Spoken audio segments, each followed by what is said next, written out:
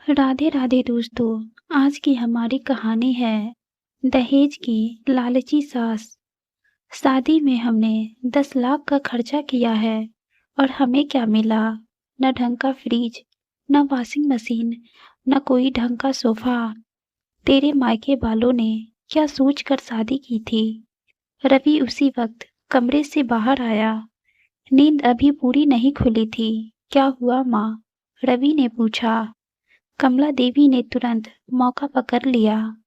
अपनी बीवी से ही पूछ लो, उसकी शादी में क्या मिला हमें। रवि असहज हो गया। माँ, सुबह सुबह ये सब? कमला देवी ने उसकी बात काट दी। सुबह नहीं बोलूं तो कब बोलूं? रात को बोलूं या फिर कभी बोलूं ही नहीं? शालिनी ने पहली बार सिर उठाया। उसकी आवाज धीमी थी लेकिन साफ थी। माँ जी, शादी में जो था सब आपकी मर्जी से आया था। कमला देवी हंसती, वो हंसी जिसमें ताना और जहर दोनों थे। मर्जी? अरे बहू, दहेज कोई मर्जी से नहीं आता, वो तो हैसियत से आता है। रवि ने गहरी सांस ली। माँ प्लीज। कमला देवी ने उसकी ओर देखा। क्या प्लीज? सच बोल रही हूँ। तेरे दोस्तों की बीवियां देख, कोई गाड़ी लाई, कोई लाखों का सामान लाई, और तू तू तो खाली हाथ आ गया। शालिनी चुपचाप सब सुन रही थी और कड़वी घूंट पी रही थी। खाली हाथ नहीं आई थी माँ जी, मैंने खुद को दिया है इस घर को। कमला देवी ने तुरंत पलटकर कहा। खुद को? अरे खुद को तो हर लड़की देती है, उसमें कौन सा एहसान कर दिया? कमरे में सन्नाटा नहीं हुआ, बल्कि और भारीपन भर गया। रवि ने बीच में बोलने की कोशिश की। माँ, शालिनी सही कह रही है, जो भी तय हुआ था। कमला देवी ने तीखी नजर से देखा। तू अब इसकी तरफदारी करेगा? शादी के टाइम तुझे भी तो बड़े बड़े सपने दिखाए गए थे। शालिनी को लगा जैसे हर दिन वही बात, वही कशक, वही तौल, जैसे वो इंसान नहीं कोई चीज हो जिसे रोज तौला जा रहा हो। कम है या ज्यादा? उसने धीरे से कहा। माँ जी, अगर रोज यही हिसाब चलेगा तो मैं कब बहू बनूंगी या हमेशा दहेज ही रहूंगी? कमला देवी चुप हो गई, लेकिन वो चुप्पी खतरनाक थी। रवि ने शालिनी की तरफ देखा। उसे एहसास हुआ कि बात अब सिर्फ तानों की नहीं रही। शालिनी रसोई में सब्जी काट रही थी, लेकिन दिमाग वहीं अटका था। दहेज कम पड़ा, ये शब्द जैसे उसके कानों में अटक गए हों। कमला देवी चारपाई पर बैठी थी, मोबाइल पर किसी रिश्तेदार से बात करते हुए ऊंची आवाज में बोल रही थी, ताकि शालिनी एक एक शब्द सुन ले। आजकल की लड़कियां बस पढ़ लिख जाती हैं, घर बसाने का सलीका नहीं लाती, और ऊपर से मायका भी खाली हाथ छोड़ देता है। शालिनी का हाथ रुक गया, चाकू हवा में थम सा गया। उसने कुछ नहीं कहा, लेकिन कमला देवी ने कॉल काटते ही सीधे ताना उछाल दिया। सुना तुमने लोग क्या कहते हैं? जमाना बहुत तेज है। बहू, बिना दहेज के इज्जत नहीं बचती। साने सब्जी की कटोरी एक तरफ रखी और बोली। माँ जी, इज्जत इंसान से होती है, सामान से नहीं। कमला देवी चौंक गई। ओहो, अब जवाब भी आने लगे हैं। उसी वक्त रवि ऑफिस से जल्दी लौट आया। दरवाजा खुला और घर में एक पल को चुप्पी छा गई। उसे समझ आ गया कि फिर कुछ हुआ है। क्या चल रहा है? उसने बैग रखते हुए पूछा। कमला देवी ने तुरंत रोने वाला स्वर पकड़ लिया। तू ही पूछ ले अपनी बीवी से।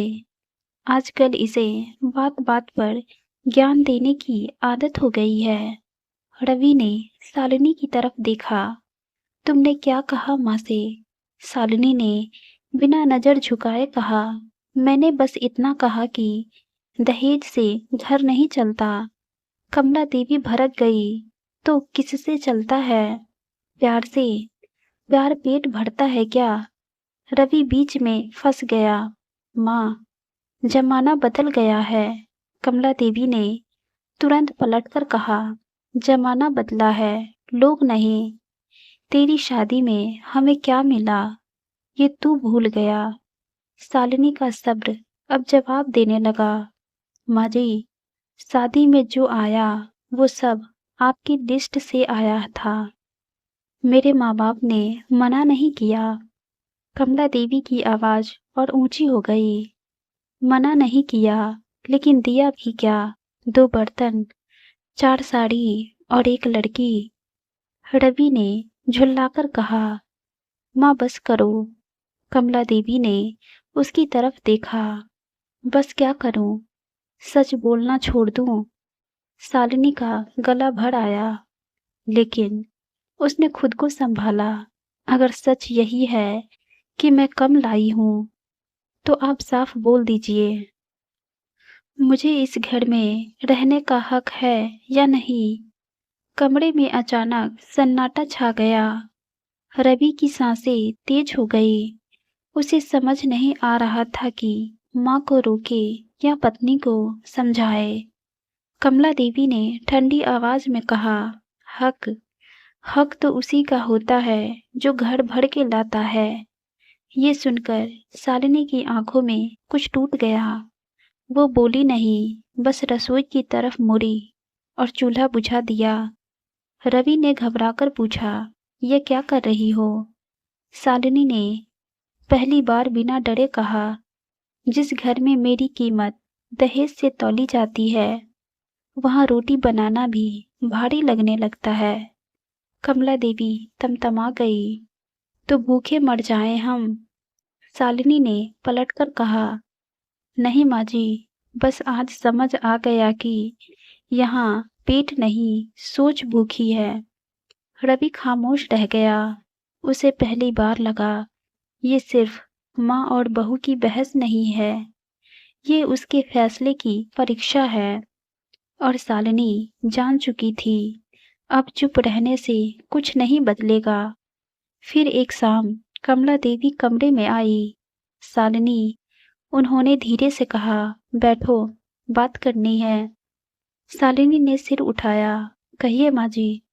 कमला देवी ने चारपाई पर बैठते हुए कहा, देखो, रोज रोज की बहस से कुछ नहीं होगा। मैं साफ बात करती हूँ। शालिनी चुप रही। तेरे मायके वालों से बात कर ले।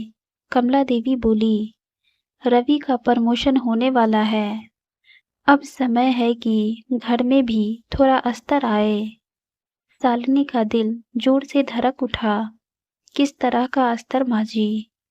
कमला देवी ने बिना झिझक कहा, कार, कम से कम 1 कार, और ऊपर से कुछ कैश भी। समाज में मुंह दिखाना होता है। शालिनी की आवाज कांप गई। आप अभी भी दहेज की बात कर रही हैं? कमला देवी ने ताना मारा। दहेज नहीं बोलते इसे, एडजस्टमेंट बोलते हैं। उसी वक्त रवि कमरे में आया। उसने आखिरी लाइन सुन ली थी, माँ, ये क्या कह रही हो? कमला देवी ने तुरंत पलटकर कहा, मैं घर की भलाई की बात कर रही हूँ। तेरी तरक्की से घर को भी तो कुछ मिलना चाहिए। शालिनी ने रवि की तरफ देखा, तुम्हें भी यही लगता है? रवि कुछ सेकंड चुप रहा। वो चुप्पी ही जवाब थी। शालिनी का चेहरा सख्त हो गया, तो मतलब मैं अपने माँ बाप से फिर हाथ फैलाऊं? रवि ने हल्की आवाज में कहा, शालिनी, बस बात करने में क्या जाता है? कमला देवी को जैसे मौका मिल गया। देखा, बेटा भी समझता है। शालिनी के अंदर कुछ उबल गया। बात करने में नहीं जाता रवि, इज्जत जाती है। कमला देवी ने झल्लाकर कहा, इज्जत तब जाती है जब घर में कुछ हो ही नहीं। शालिनी खड़ी हो गई। तो आप साफ बोल दीजिए माँ जी, मेरी शादी आपके बेटे से नहीं, उसके पैकेज से हुई थी। कमरे में सन्नाटा छा गया। रवि घबरा गया। ये कैसी बात कर रही हो? शालिनी ने उसकी आंखों में देखते हुए कहा, आज पहली बार सच बोल रही हूँ। हर बार दहेज, हर बार ताना, हर बार तुलना, और तुम हर बार चुप रहते हो। कमला देवी ने ठंडी आवाज में कहा, अगर तेरे माँ बाप नहीं दे सकते तो तेरी यहाँ जरूरत भी क्या है? ये शब्द शालिनी के सीने में उतर गए। उसने कहा, तो ठीक है माँ जी, आज साफ हो गया कि मैं इस घर की बहू नहीं, एक कमी हूँ। रवि ने उसका हाथ पकड़ने की कोशिश की। शालिनी, रुक जाओ। शालिनी ने हाथ छुड़ा लिया। अब नहीं रवि, अब या तुम बोलोगे या फिर मैं अपना रास्ता खुद चुनूंगी। कमला देवी चुप रही। वो चुप्पी भी जवाब थी। शालिनी कमरे से बाहर निकल गई। पहली बार उसकी चाल में डर नहीं था, फैसला था। रात का खाना टेबल पर लगा था, लेकिन किसी ने थाली छुई नहीं। घर में वो सन्नाटा नहीं था जो डर से आता है, बल्कि वो खामोशी थी जो फैसला होने से पहले होती है। शालिनी चुपचाप बैठी थी। उसकी आंखों में आंसू नहीं थे, थकान थी। रवि कुर्सी पर बैठा था, सिर झुका हुआ। उसे लग रहा था जैसे अब तक वो जिस दीवार के पीछे छुपा रहा, वो आज गिरने वाली है। कमला देवी ने खामोशी तोड़ी। तो क्या सोचा, अपने मायके फोन कर लिया? शालिनी ने सिर उठाया। नहीं माँ जी, और अब कभी नहीं करूंगी। कमला देवी भड़क उठी। मतलब, साफ बोलो। शालिनी ने एक एक शब्द सोच कर कहा, मतलब ये कि अब मेरे माँ बाप से इस घर के लिए कुछ नहीं आएगा, न कार, न पैसे, न इज्जत की भीख। कमला देवी ने रवि की तरफ देखा। तू सुन रहा है? रवि ने गहरी सांस ली। पहली बार उसकी आवाज कांपी नहीं। हाँ माँ, सुन रहा हूँ। कमला देवी ने आदेश दिया, तो समझा इसे। रवि कुर्सी से खड़ा हुआ। नहीं माँ, आज मैं इसे नहीं, खुद को समझाने आया हूँ। कमला देवी चौंक गई। ये क्या बोल रहा है तू? रवि ने शालिनी की तरफ देखा, फिर माँ की तरफ। आपने मुझे बेटा बनाया, लेकिन पति बनना मैंने खुद चुना था, और पति बनकर मैं हर दिन फेल हुआ हूँ। शालिनी की आंखें भर आई, लेकिन उसने कुछ नहीं कहा। रवि ने आगे कहा, जिस चीज को आप एडजस्टमेंट कह रही हैं वो दहेज है, और मैं अब उसमें हिस्सा नहीं बनूंगा। कमला देवी का चेहरा सख्त हो गया। तो तू अपनी माँ के खिलाफ बोलेगा? रवि ने सिर हिलाया। मैं गलत के खिलाफ बोल रहा हूँ, चाहे वो कोई भी करे। कमला देवी ने कड़वी हंसी हंसी। तो बहू ने तुझे अपने बस में कर लिया। शालिनी ने पहली बार शांति से कहा, नहीं माँ जी, मैंने बस चुप रहना छोड़ा है। कमला देवी गुस्से से उठी। तो फैसला यही है, मुझे अकेला छोड़ दोगे? रवि ने कहा, आप अकेली नहीं होंगी माँ, लेकिन मेरी बीवी को तोलने का हक अब किसी को नहीं होगा। कमला देवी चुप हो गई। वो चुप्पी हार की नहीं थी, पर पहली बार उन्हें समझ आ गया था। अब बेटा डर से नहीं चलेगा। शालिनी खड़ी हुई। मैं इस घर से भाग नहीं रही।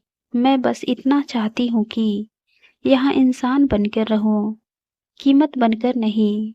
कमला देवी ने कुछ नहीं कहा। वो जवाब नहीं था। रात को पहली बार शालिनी ने चैन की सांस ली। डर खत्म नहीं हुआ था, लेकिन अब अकेलापन खत्म हो गया था। इस कहानी से हमें यही सीख मिलती है कि दहेज मांगने वाले रिश्ते नहीं, सौदे होते हैं। कहानी दिल को छू गई हो तो लाइक, शेयर और सब्सक्राइब ज़रूर करें। धन्यवाद।